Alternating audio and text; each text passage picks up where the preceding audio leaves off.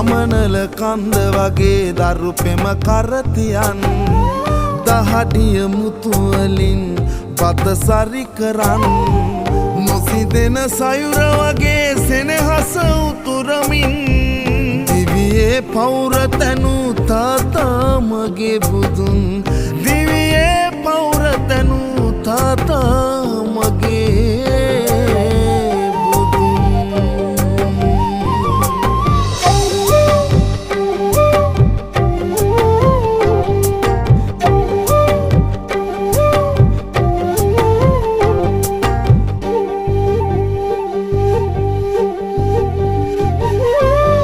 නපුරුත් නුනා තමයි වරදට සැරවෙලා නොසැලෙන ඉන්න වගේ සැඩ පහරේ නොයා නපුරුත්